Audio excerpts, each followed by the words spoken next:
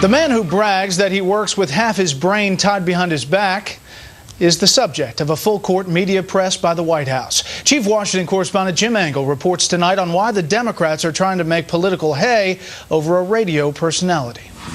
Rush Limbaugh has been the #1 radio talk show host for years, but Democrats have suddenly elevated him, apparently in an effort to rally their troops, and are now depicting him as the de facto head of the Republican Party. His comment that he wants the president to fail certainly does benefit our side in promoting President Obama's policies. And in what appears to be an orchestrated campaign, the White House chief of staff also accused Limbaugh of praying for failure. He's asked for President Obama and called for President Obama to fail. That's his view.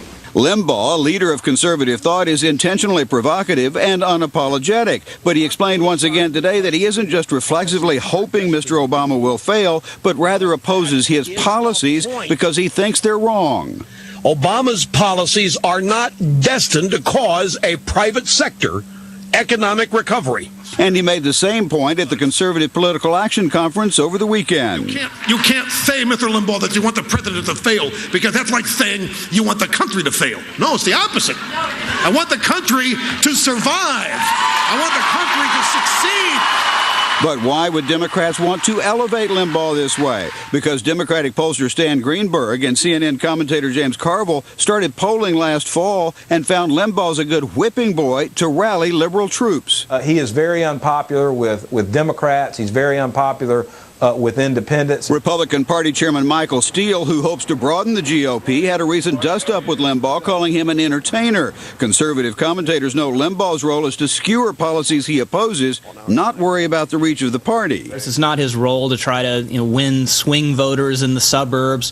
So, of course, he polls much better among conservatives and the conservative base than he does among independents and moderates. But Republicans point to a number of public opinion polls showing President Obama is far more popular personally than his policies are, and argue Democrats are simply looking for a diversion. This is nothing more than a distraction created by the administration to take people's attention away from the fact that they're trying to raise taxes and grow the size of government. The reason why you see Democrats trying to change the subject and talk about Rush Limbaugh or other issues is because they know when the American people focus on their tax and spend agenda, they're going to know that's no pathway to prosperity. Limbaugh took up that very point today and invited President Obama to come on his show and debate the issues. Operators are standing by. In Washington, Jim Angle, Fox News.